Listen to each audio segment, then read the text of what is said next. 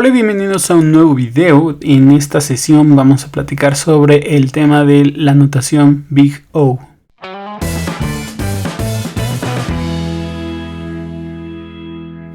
Mucha gente que conozco que ha ido a entrevistas de trabajo generalmente se encuentra con el problema de que en entrevistas donde tienen que escribir algoritmos, tienen que definir, digamos, una notación Big O o dar una interpretación a la misma. Entonces me parece interesante poder compartirles cómo funciona esta notación Big O. Si es que alguno de ustedes no la conoce, no es un tema, digamos, recurrente en temas de programación cotidiana, sino esto sí tiene que ver un poco más con la parte de escribir algoritmos o crear algoritmos o programas en los cuales la eficiencia sea clave para las aplicaciones en las que se está desarrollando, que en teoría debería ser para todo, pero bueno, hay sus excepciones. Entonces vamos a empezar con una analogía rápida. Imagínense que tenemos un archivo de 1 terabyte y tenemos que mandársela a una compañera o un compañero. ¿Cuáles son nuestras dos opciones para poder entregarles este archivo? Uno pensaría, bueno, es un archivo, entonces yo lo puedo mandar por correo o utilizar algún servicio de almacenamiento en la nube y luego pasarle el link. Entonces imagínense que 1 terabyte a tu conexión normal de internet, pues te tarda 1 hora en subirlo, ya sea a través de un correo, a través de estos sitios de almacenamiento. Y por ejemplo, si tú quisieras guardar este archivo en una USB o en un disco, etcétera, y llevárselo personalmente a tu amigo, pues te tomaría 5 horas, ¿no? Ya sea 5 horas en avión, 5 horas manejando en tu coche. Entonces, ¿cómo podemos hacer esta analogía del tema de la eficiencia en nuestros algoritmos? Pues, ¿qué pasa si en el peor escenario que tenemos tienes que mandar un archivo, pero no de 1 terabyte, sino de 100 terabytes? Entonces, a tu misma velocidad de conexión de internet, pues te tomaría 20 horas subir 100 terabytes. No es una tarea bastante fácil. Y yo creo que en este caso, pues te saldría mucho más fácil viajar en avión, en coche, etcétera, transportarte directamente para dejar el archivo con tu compañero. Entonces, es una analogía simple, pero lo que quiero demostrar es que, pues, incluso para llegar a un mismo resultado, que es que tu compañero tenga un archivo, tú pensarías que existe una forma bastante fácil de realizarlo, que es mandarlo por correo, cuando en realidad depende de qué tanto tiempo nos tome o qué tan difícil estamos realizando, digamos, estamos teniendo ese archivo para poder llevarlo a su destino final. Entonces, por ejemplo, a nadie se le ocurriría tener que viajar para dejar un simple archivo, ¿no? Todos pensarían que es más fácil mandarlo, subirlo a un lugar, etc. Y sin embargo, existe ese escenario en el que a lo mejor tienes que mandar esta cantidad enorme de información y el tiempo que te toma llevarlo físicamente es menor que el tiempo que te toma subirlo e incluso yo creo bajar. Así funciona la notación Big O. La notación Big O es un lenguaje y métrica que usamos para describir la eficiencia de los algoritmos. En este caso, la analogía que usamos es, por ejemplo, un algoritmo para llevar un archivo o que llegue un archivo a una ubicación física. Entonces ya vimos que depende mucho, por ejemplo, de la complejidad del archivo, ¿no? En este caso es el peso. Y algunos ejemplos conocidos de notaciones Big O son las siguientes. Seguramente ya habían escuchado o ya habían visto este tipo de notaciones, en la cual a modo como si fuera de una función tenemos la letra mayúscula O y entre paréntesis la complejidad o la eficiencia del algoritmo en términos de tiempo. ¿Qué quiere decir esto en términos de tiempo? Es decir, cuánto va a tardar el algoritmo en ejecutarse hasta el final. Esto lo representamos a través de, por ejemplo, una n o otro tipo de letra. Sin embargo, utilizamos una función matemática para expresarlo en términos de tiempo. Y aquí tengo una gráfica bastante ilustrativa que nos puede ayudar a entenderlo mejor. Entonces, imagínense que yo tengo todas estas funciones, logaritmo de n logaritmo de n cuadrada y así sucesivamente. Todas estas nos expresan funciones de tiempo con base en la cantidad de datos que se tiene que analizar. Esa variable la llamamos n.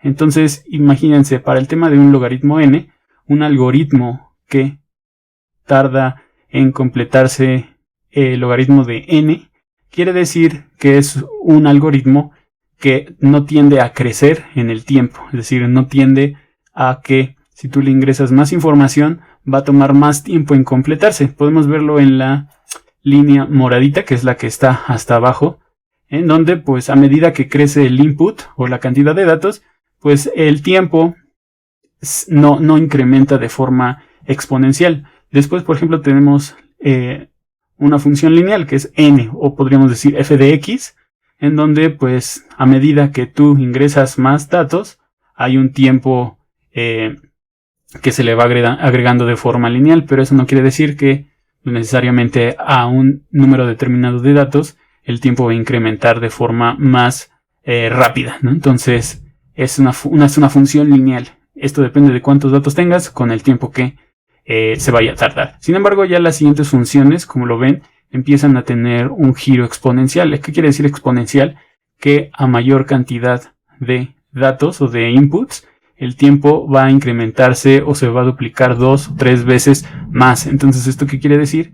Pues que es una curva que, por ejemplo, si nos vamos al extremo en esta gráfica, la función de n cúbica, cuando yo ingreso 2 datos a este algoritmo, pues ya el tiempo de ejecución se incrementa. Incluso es más grande el tiempo de ejecución cuando tenemos un input de 2, le gana a todos los algoritmos. ¿Esto qué quiere decir? Que este algoritmo es muy ineficiente, o se va a tardar demasiado, o el número de operaciones que tiene que hacer para completar la funcionalidad de este algoritmo pues te va a tomar demasiado tiempo. Vamos a ver algunos apartados específicos que necesitamos tener en cuenta cuando platicamos sobre la eficiencia y medimos esto en términos de la notación Big O. El primero le llamo las constantes. Yo aquí tengo 2 ejemplos y vamos a analizarlos para empezar a practicar la notación Big O, en donde tenemos 2 variables, se le saca como que un valor máximo y un valor mínimo, y luego tengo un arreglo, el cual lo recorremos a través de un ciclo. Y lo que hacemos en ambos ejercicios es validar si el valor en la posición del arreglo actual es menor o mayor que ese mínimo o el máximo, y ya dependiendo de eso se hace alguna operación. Aquí me faltaron unos puntos y comas, pero bueno. La intención es demostrar que, por ejemplo, estos 2 pedazos de código hacen lo mismo. ¿Cuál es la diferencia? Que en el primero tenemos un solo for en el cual hacemos las 2 evaluaciones, y en el segundo ejemplo tenemos 2 for y cada uno hace su evaluación. Entonces, ¿qué tenemos con esto?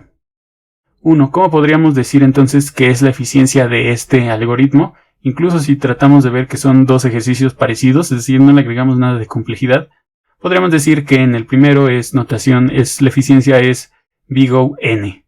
Es decir, esto es una función lineal porque por cada elemento de mi arreglo yo voy a hacer una operación o varias operaciones, pero eso no quiere decir que le agregue mucha complejidad. Y en el segundo caso, por ejemplo, tenemos 2 fors, podríamos decir que la eficiencia es Big O 2n. Sin embargo, el tema de las constantes es que tratemos de evitar poner constantes, porque al final, digamos, el término de la eficiencia se denota por n y no por las constantes. Entonces, como les decía, tenemos 2 contra 1, pero al final, para simplificar la notación Big O de eficiencia en tiempo, pues podremos decir que es lo mismo. O sea, es lo mismo este algoritmo que se ejecuta en 2 fors a que solamente se ejecute uno si estamos hablando de la misma operación. Y el otro tema son los términos no dominantes. Aquí tengo 3 ejemplos de notación Big O que son más complejos. Entonces yo aquí tengo notación Big O n más n cuadrada. ¿Esto qué quiere decir? Que a lo mejor tengo un for en el que hago un recorrido a un arreglo, y luego, saliéndome de ese for, tengo otro for que tiene anidado otro for. Entonces, ¿cuál es la complejidad de este algoritmo?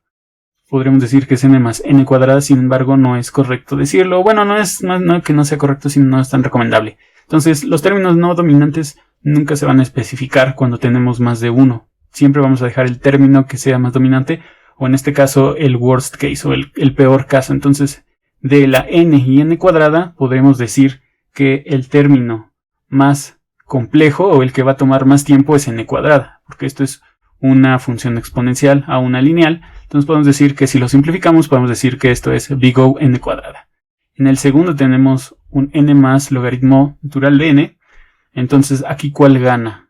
Aquí gana la función lineal. Logaritmo de n ya vimos en la gráfica anterior, pues que es una función que no tiende a incrementar demasiado con respecto al número de información que le ingresemos a esta función. Entonces n es, digamos, la función que tarda más tiempo, y podemos decir que entonces es Big O n. Y por último tenemos 5 por 2 a la n más n a la 100. Aquí es interesante porque ya vimos el tema de las constantes. Entonces podemos decir que 5 por 2n se resume a 2n, Y ahora, ¿cuál es más grande? ¿2n o n elevada a la 100?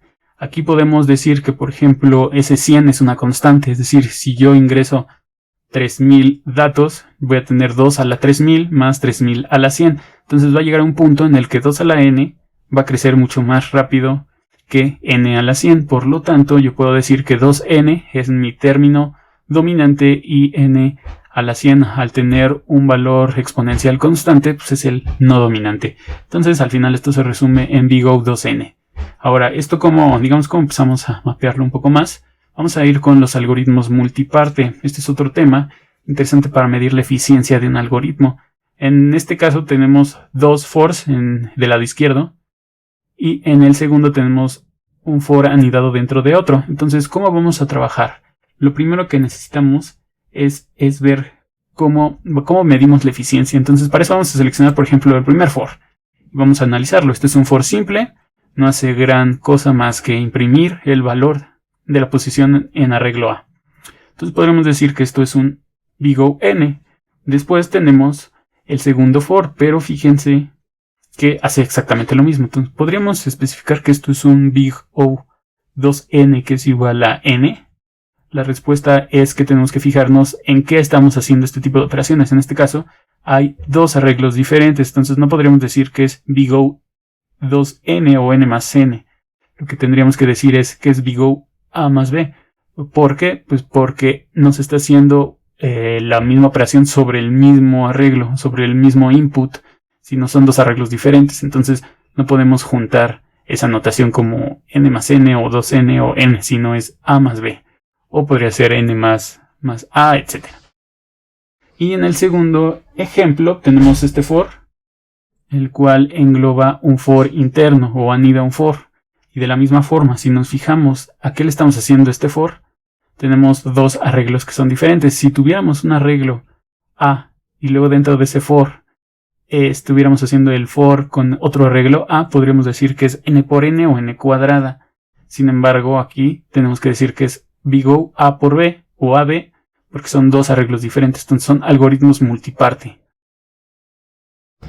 Uno de los casos que menos llegamos a entender a veces en cómo funciona la eficiencia, o cómo, por ejemplo, funciona una eficiencia del logaritmo de n, lo voy a simplificar con un ejemplo, y es la búsqueda binaria. La búsqueda binaria es un algoritmo conocido en el cual, a través de un pivote, generalmente buscamos que el pivote sea el elemento central de un arreglo de datos ordenados, y el algoritmo funciona de tal forma que el número que buscamos tiene que estar de un lado o el otro. Entonces el pivote nos sirve para evaluar si el número buscado está a la izquierda, o sea, es menor que el pivote, o está a la derecha, es decir, el número es mayor que el pivote. Entonces vamos a hacer un ejemplo con el número 9. Imagínense que tengo este arreglo de 9 elementos, y yo quiero buscar el número 9 en una búsqueda binaria.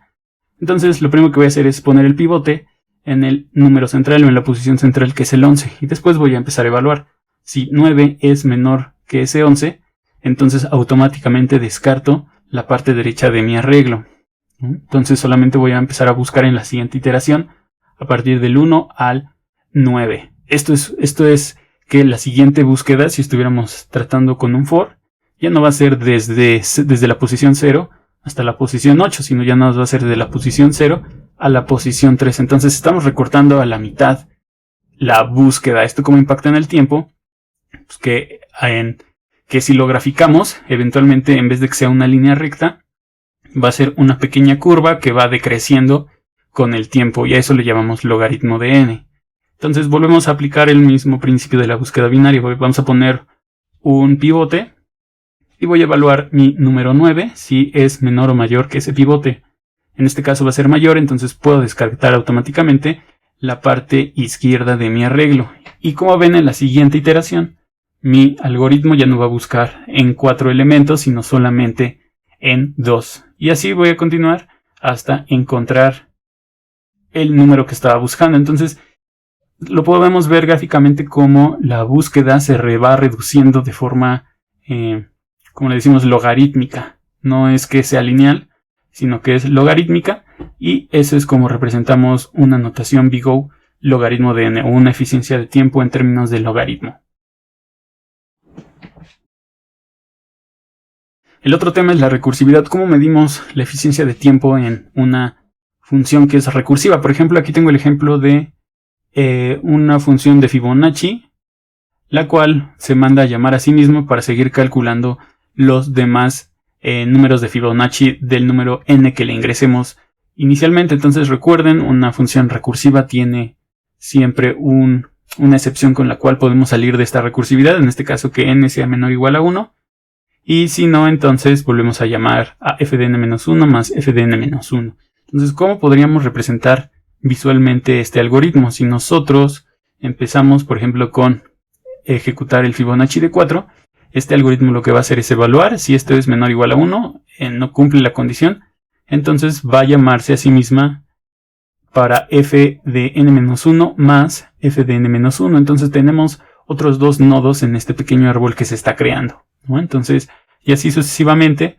vamos a ejecutar las operaciones, o se va a volver a llamar el algoritmo a sí mismo hasta que lleguemos a f de 1. Entonces, hasta este punto, digamos, se va a resolver la función, y todos los resultados van a ir subiendo hasta que f4 resuelva cuál es el tiempo de esta función. A esta función le podríamos decir que es big-O 2 a la n. ¿Y por qué 2 a la n? Porque si se fijan en este árbol, de un resultado que debió haber sacado, está sacando 2 más. Y luego cada resultado está sacando otros 2. Y así sucesivamente. Entonces, esto quiere decir que está creciendo de forma exponencial. ¿Cuánto? El n, que es el número de saltos o de, digamos, de niveles que tiene que crear para seguir creciendo este algoritmo hasta encontrar el resultado. Entonces, es fácil verlo de forma visual como es muy ineficiente en términos de que cuando usamos recursividad para resolver este problema, pues lo que crea es que a nivel de código es más fácil y más rápido implementarlo, pero a nivel de eficiencia, esto te va a tomar 2n operaciones, 2 a la n operaciones. Entonces, a lo mejor mucho más rápido sería poder crearlo a través de programación dinámica y no utilizar recursividad. Pero este es otro ejemplo de cómo medir la eficiencia en términos de notación big-O. Y ya por último, algunos ejemplos para seguir practicando la notación big-O y pues, que también entiendan a través de otro tipo de códigos cómo podemos calcular la eficiencia del tiempo de nuestro algoritmo. Entonces, por ejemplo, ¿cuál es el tiempo de ejecución de este código? Este código tiene un arreglo y tiene dos variables. Utiliza un ciclo para hacer la suma de los elementos del arreglo y otro para hacer el producto.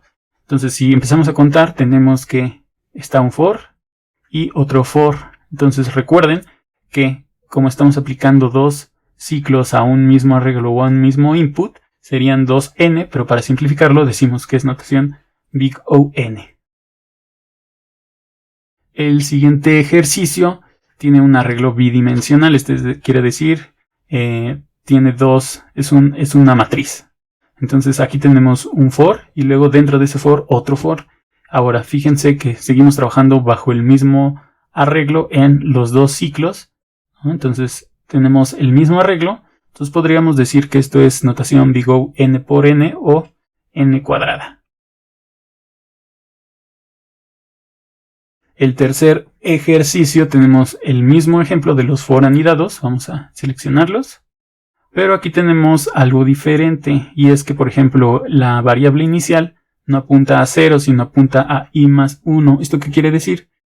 Que este arreglo va a iniciar en la posición de el valor de la variable i más 1, es decir, siempre va a estar recorrido el valor más. ¿Eso qué quiere decir? Que a nivel de notación big-O podríamos decir que este es n por n sobre 2. ¿Por qué? Porque se va reduciendo con la variable j el número de operaciones. No va a ser el mismo número de operaciones, sino que va a ir decrementando. Para empezar empieza uno más que la longitud del arreglo y va a terminar igual. Entonces es como una pequeña pirámide de operaciones inversa que va a ir decrementando para j. Entonces podríamos decir que es n cuadrada sobre 2. O para simplificarlo, como un medio es una constante, ¿sí? Sigue siendo n cuadrada la eficiencia de este algoritmo.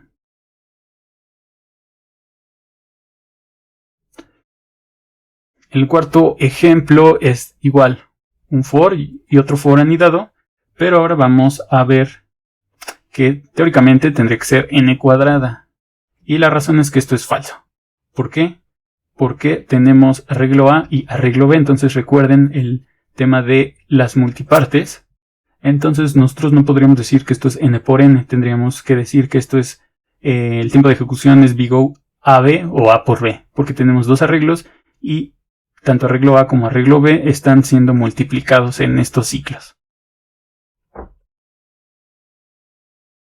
Y por último, este es un poco más difícil de entender, pero es bastante fácil ya una vez que lo razonamos un poco. Esta es una función para saber si un número es primo o no. Entonces, este es un for que hace la validación del residuo de dividir el número entre x, que es nuestra variable de control. Entonces, nosotros podremos pensar que esta operación toma n de tiempo, pero la realidad es que esto es falso. ¿Y por qué? Si nada más estamos viendo que es un for que se ejecuta y una validación, es decir, no hay nada intermedio que podamos tomar como consideración que le agregue complejidad al algoritmo. Y el tema radica en esta condición, en nuestra variable, en nuestra condición de control, en donde tiene que cumplirse para salir del ciclo. Generalmente el for que conocemos es x menor igual, etc., ¿no? Si escribimos esta notación acá, ¿cómo podríamos transformar esa x cuadrada para que sea como la notación que nosotros comúnmente conocemos, que es x menor que n? Esto sí es un exponente y recuerden cómo despejamos un exponente para pasarlo del otro lado de nuestra igualdad. Lo transformamos a una raíz cuadrada. Entonces, la raíz cuadrada de un número al cuadrado se anula, ¿no? Entonces, al final tenemos que x es menor o igual a raíz cuadrada de n. Por lo tanto, podemos decir que el tiempo de ejecución es big O de raíz cuadrada de n. Entonces ya se fijaron que no es n, este no es un for que corre de forma lineal, sino de forma como lo haría una función de raíz cuadrada. Y es así como funciona todo el tema de la notación big O. Espero que les haya gustado este video. No deben dejarme sus comentarios si entendieron, si ya habían conocido esta notación, la habían visto en algún tutorial, en algún video, en alguna entrevista de trabajo. Es bastante común tener este tipo de ejercicios en donde te piden no solamente desarrollar el algoritmo, sino también medir el tiempo de ejecución en términos de notación big O. Y bueno, si no hay nada más, nos vemos la próxima.